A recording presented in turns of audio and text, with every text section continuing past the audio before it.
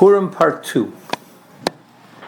Because we know too well, or all too well, that Purim is not only the Hatzalah of Klal Yisrael, but it's really the Hatzalah from Amalek.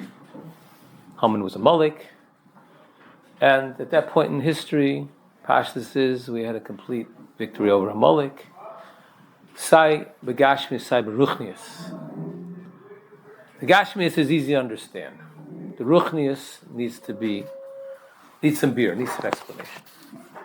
Let's begin as we did a few weeks ago, Parshat B'Shalach. Why did Amalek come? So Klal Yisrael was B'Refidim, and they had nothing to drink. They were thirsty. They came to Moshe Rabbeinu, they complained. They said, why did you take out this Mitzrayim? They kill us here, we're all going to die of thirst. Moshe Rabbeinu pleaded to Ribbon Shalom. Ribbon Shalom sent Moshe Rabbeinu to hit the rock, bring water. And the Ribbon Shalom said, Klal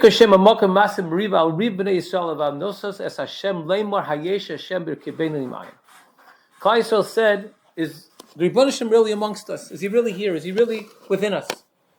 They question his presence. So that, the Rashi says, Somech Parsha Zula Mikra. So this Parsha of Amalek is Somech to the whole Maisa by the Mayim, by Merfidim. To tell them, Tomerni Benechem, I'm always with them. I'm always there for their needs. They said, Rashi gives a mashal. Father carrying his son on his shoulder, and the son asks him to do something. He takes care of it over and again. And finally, the son says to a passerby, he says, where's the tate? Where's my father? So the father says, I'm going to throw him off my shoulder. He'll figure out I was here the whole time. So to Klal Yisrael, he's here the whole time. So the tzara that brought Amalek is Hayesh Hashem B'Keinu Mayim. And L'chayra, the Nes Purim, is coming to solve that. Now that's a very simple answer. That is, they saw the Ashgacha. They saw the Ashgacha that went on over several years, over 9 years. They saw the Ribbon Shalom is in their midst. He's running the show, so to speak. And therefore, it seems very poshut, the answer. However, there's much more to this, as we're going to see. The Maral in Or Chodesh, in the Hagdom Or Chodesh, asks a question like this. There are those who ask, if this is such a great nes, why don't we see a nes nigla? Why don't we see anything apparent? Nekach omrim, because of that, those say, the Megillah, because it's not nigla, the Megillah is not more, it doesn't teach us about the greatness of the nes, because you don't see it. Nes nigla. You don't see by Haman, nes nigla. There's nothing God is not showing himself. Lochem Chanukah, not like Chanukah, Shanasa, nes nigla, but there is Chanukah. Right? In Chanukah, we have a nes nigla. And there is Chanukah nes. By Shekim Purim, we have nothing like that. Says the Maral of Yesh Lach Ladas, you should know. Hefich Zeh. It's completely the opposite. Ki Mashalo Nasa nes nigla b'Megillah Hazois, the fact there is no nes nigla, who bishvil Godel HaNes. Not the Pshat, it's less of a nes, it's the greater nes. The mucker of the Nes Purim is a mucker manister, because it's so high up, coming to Nigla would have been a lower level of Nes. He's not written explicitly in the entire Megillah. He's only referred to as Hamelech. Shem Esther, which is Nikras Alzeh. Zog the Maral, that we're going beyond Stam Ezoy, the Yidden saw the Hashgacha. There's something even deeper over here. There's something in Nes Nister. So Nister is even a higher level than Nes Nister. What does that mean? That's number one. Number two is, Gemara in Shabbos and Peches, very famous Gemara. Gemara says that by Har Sinai, the Ribbon Shalom was Hov Kavleim Har Kigigis, and from there, Omer Rav Acha Bar Yaakov Bikan Modohar Rabbi L'Raisa. Klal Yisrael always had a taina. If they wouldn't keep the Torah, they had a taina. They were forced into it. What do you want from them? Omer Rav Apichein Hoder Kablu Me'achashverish L'Ksim Kim L'Kiblu Yehudim Kil Mashe Kiblu Kfar. Kim L'Kiblu, they were already Mekabel. Kimu, they're Mekayim and Dad. It's Nacha Kabbalah Torah. After Nes Purim, they don't have a taina. The whole taina of Kavaleim Kegigis, they were forced from the Torah, doesn't exist after Purim. Why? Because they were Mekabel Ba'avos. Rashi says Ba'avos and Nes. So the Pashat Kasha is that the Nisim by Mitzrayim were so beyond anything by Purim. Nace after nace, the Makis, and you see it's Mitzrayim Gufa, Kriyas Yamsuf, etc., everything. So what's the pshat? That this nace is going to bring Klal Yisrael to a greater madrega than Nisim Mitzrayim. Says Rav Chatzkel.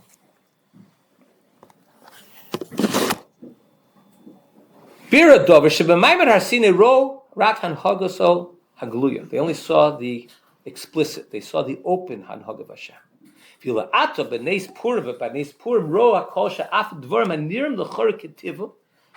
things which seem to be teva, everything's a gosh sabari. Now, why is that a nafkamina? The talking shedvarm is galdim and meshach shon maruchas happened over many years. Called ma'isem meshach osat kufa, continued to build up over time. Kitabas v'shashelas haruchas shekula hem shechechel. They became like one long string. They had a moon achar Mar Sinai, right? Aminu Hashem Moshe Avdoi by Kriyas Yamsuf, Nushem Ba'olam by Har Sinai. Amalo roes hadvarim ba'ofen muchshi. Says the Rebbe Chatzkel, they didn't see it in a muchshi. They didn't see it in a way they could feel that it was experiential in that way. Ubora kolkach sheviu oson lekablas haTorah lekayma b'simcha mitoch shviyus hayetzer. Says the Rebbe Chatzkel like this: by Purim, they came to Akor Chushis. They came to a felt sense in that their Rebbeinu Shalom was with them. Meaning like this. By Maimon Har Sinai, they saw everything. They saw the Rebbeinu Shalom's power and his control and how unbelievable he was. But it wasn't felt inside of them. The Maisa Hashkochi is not just stam that I see the Rebbeinu Shalom fearing the Welt, that he's running the world. But I see it inside of myself. It's a muchshis. It's something which is more experiential. Now, how is that? So the Gemara says on Daf Yud Tes. So Machlekes Tanoim. Mishnah says, Meheichen kor asa Megillah v'yotzeba chavasa. Where does a person have to start reading the Megillah v'yotzes chiyuv? Rabbi Meir Omer Kula. Rabbi Meir says the whole thing. Rabbi Yehuda Omer me Yeshehudi when Mordechai came. Rabbi Yossi Omer Amachat Dvar Me'ela when Haman came to power. And the Gemara brings another sheet, the Rishon Bar Yochai, Omer, Milaylahu, when the actual names happen. 4 sheets here. Omer Rabbi Yochanan, Kulam Mikrach Echador, they all darshan the same pasuk. V'tichlev Eser Amalko, Mordechai, Yehudi, as Tokef, as Kol Tokef. They wrote down Kol Tokef, all of the Tokef, all of the strength, all of the, whatever the Megillah had inside of it. Man Omer Kula Tokef Shel Achashverosh. Rabbi Meir, who we paskin like, Kol Tokef Shel Achashverosh. The whole story of Achashverosh. Man Omer Rabbi Yehudi, Tokef Shel Mordechai. Mandor Machad Dvar Me'ela Tokef Shel Haman. Mandor Laylahu Tokef Shel Nes. Frag the guy. What's the pshat in Rabbi Meir? Talk about Rabbi Meir. That's the halach. You have to hear along with you. What's the pshat in Rabbi Meir? It's not about Mordechai, the one who came in to be the shliach, to be the kli that the whole soul is going to come from. About Haman, who's the other way. He's the names came through him. Laylahu. What's the pshat? You have to know about. You have to know about Achashverosh. You have to know everything about Achashverosh. Everything you have to know includes the following. The pasuk says, the second pasuk in Megillah says that in the third year, when he was sitting on his throne in Shushan Abira. What's Pshat Shushan Abira? Who cares Shushan Abira? He's sitting on his throne, wherever it was. The Nafkamina is going to be a soda. Zog the going like this. The pasuk says, Vaiter, Ish Yehudi Haya b'Shushan Abira. Mordechai was Shushan Abir. So the guy, he brings Chazal. What Achashverosh wanted? He wanted a duplicate. First he wanted Shlomo Melech's throne. He wanted to say Shlomo Melech's throne because that's Melech HaKippa. He's going to rule the whole world like Shlomo Melech. Every time he sat on it, pushed him off. He couldn't sit on it. So what did he do? He had an idea. He's going to make a duplicate. Where did he find the artisans? Well, the capital at that time of Bovel and Paras and Madai wasn't in Shushan Abir. It was the capital city, the Washington, D.C. of the time. So what did he say? All these artisans are going to make the throne for me. They happen to have the best artisans in Shushan. So it's Keilu, he took the whole government and moved it from Washington, D.C. to Topeka, Kansas. Topeka, Kansas is going to be the new capital of the country. Why? Because that's where they're going to make the throne. That's what Shushan Abir was. So the guy, that's why I have to read Kula. Because in every single pasuk, every single nuance of the pasuk is more and more nice. And that pashtus is what the Hester, what the Maral's talking about. The Hester is not just Stam Zay Kosh Baruch Hu Hashgacha. It's every prat for prat is Hashgacha. To the point that the way to hide something from you, the best way to hide something from you is to put it right in front of your face. But you don't know what you're looking at. You think you're looking at one thing, you're looking at something else. Rebbeinu Shalom is making a story happen, and you can't see it till the end. You can see the whole thing, right? But as it's happening, you don't know what's going on. It's right in front of your face. That's the Hester Pashas the Maral's talking about. That's the Makam and Nister, which is even greater than the Nigla. Because I see it in each nuance of my life, each nuance of prat for prat, I see the Hashgacha. But we have to go back and understand. So from here we could say that this was a tikkun of Hayeshim Mekenim Mimayim. Why? Because they saw Hashgacha, they saw prat for prat. But let's go fight than that. Let's understand, because again, Maisa Purim not only is the Hatzola from Haman, from Amalek But Gashmi, but Baruchni. This is Mamash Tikkun Aruchni. Now, what was the problem of Hayeshim Mekenim Mimayim? The problem was the cause was of an Asara. They didn't have any water. They're going to die of thirst. So that they questioned the Rebbeinu Shalom. Meaning, if things are going fine, everything's going fine, they're going through the Yam Suf, wonderful. Going to Mitzrayim, wonderful. The month's coming, wonderful. Everything's great. Of course, Hashem is here. What's the Shiloh, right? When it gets tough, you don't have water to drink, you're going to die. So now you start asking questions.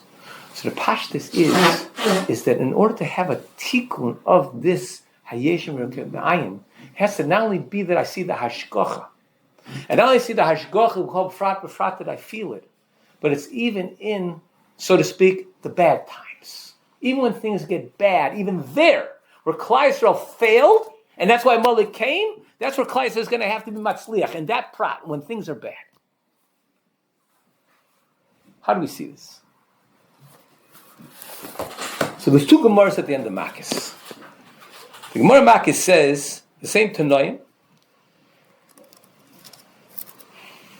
the Tanoim came on top and they heard Kfar Hayi Rabbi Gamliel, Rabbi Lozer, Rabbi Zari, Rabbi Shua, Rabbi Akiva. Before Tanoim, they're walking on the derech and they heard all the sounds from Rome. They heard all the partying going on in the Roman capital, and they all started crying, and he started laughing. So they said to him, "Why are you crying?" He said, They said to him, "Why are you laughing?" He said, "Why are you crying?" He said, "What are you talking about?" Right here, the Romans are having their parties, and the Beis Hamikdash is in ruins. You're not going to cry? He says, "That's not why I'm laughing." Why am I laughing? Because the over Ritzona Kach. If Baruch Shalom is going to give the over Ritzona, the ones who go against him, he's going to reward him like this. Ritzona al Chavas Kama. The ones who do his Ratzah, lost Ritzona Chavas Kama. From there, I see how much schar, how much Hanoah Klal Yisrael is going to have. That was one Maisa. The second Maisa was they came on the Har Bais, and they all tore the clothes, including Rabbi Akiva. When they came up to the Har Bais, came to the Chodshei Kodshim, they saw a shul. They saw a fox running out. So they began to cry. Rabbi Akiva began to laugh. So he said, "What are you laughing for?" So what are you crying for? So what do you mean? Hazar Korb Yuma, so actually Shulam Holchan Ba Lo Nichve? We're not going to cry? The biggest chil Hashem you can see in your life, we're not going to cry? So Rabbi Akiva name. That's why I'm laughing. Why? Because state in the Navi, Va'idali, Eidim Namanim, Es Uri HaKoyin, Vesachar Ben Urchayu. We have these two Naviim, so Rabbi Akiva, once from the Bayis Rishon, once from the Bayis Sheni. What are they doing together? Zog Rabbi Akiva, they're in the same pasuk, even though historically they didn't come at the same time. Elatola Kosa Nevuasa Shezachar Ben Nevuasa Sha'uria. The Nevuah of the second Navi is telling the first Navi. What does it say about the first Navi? Because it says that the whole Har Bais is going to be in ruins. It's all going to be plowed under. I see it. You see it in front of your eyes. The fox is running around. Then Od Yoshua, so good. It says the second Navi, Od Yoshua Zakenim Zacharvus Yushalayim. So Rabbi Akiva, until the first Nevuah came true, I didn't have hope that the second Nevuah was going to come true. But now the first Nevuah came true. The Itaka see it, so now the second Nevuah is going to come true. And that they said, Akiva Nichamtana Kiminotana. Now, tries like this. What? These are Gedoli Tanoim. We're not talking about Stam Jews of the time. Gedoli Tanoim. What didn't they see? And what did Rabbi Akiva see? A complete different reaction. They're crying, he's laughing. What was this difference? So if you look in the Gemara Brachas, The Gemara says by Rabbi Akiva, he's the man, the Omar, that said, Kol da'ov Rachmon l'tav ovid. What was the story? The story was, he tried to find it in the city, there was no room, he went out and sleep in the field, so he had a rooster with him, he had a lamp with him, and he had a donkey with him. Everything got eaten up and destroyed. He had nothing anymore. And each time he said, Kol da'ov Rachmon l'tav ovid, everything's l'tav. He said it in real time, even though afterwards the Gemara says, he says his Talmidim, see, I told you everything that happened was good, because it happens the marauders came to the city that night, destroyed the city, burned it down, and he was saved because he was in the field. He didn't know that was going on. How did he know? He lost his donkey, he has no transportation. He lost his life, he doesn't know when to wake up in the morning. He can't see at night. He lost his rooster, he doesn't know what time. So Rabbi Akiva, everything. I see what we would call bad, ra. Zog Rabbi Akiva, not the pshat, it's going to be good. The pshat is, it is good. Right now. In real time. At this moment. Das is toif. Pasha says that was the chiluk between Rabbi Akiva and the Tanoim. They saw what they saw. They saw Chil Hashem. So the Marsha, Rabbi Akiva also tore his garment. He also did Kriya. Because you have to Kriya. It's the Makam HaMikdash, which is destroyed. It's Churban. But in that Churban, what did he see? He saw toif. He saw the toif. And that pashas is what they said in Chamtana Rakiva, that you're giving a sachama because you're seeing toiv. That's the way to see it. Called the Rachmon l'tav ovid, which attack is a shalach and shulchan aruch. Shalach and shulchan aruch.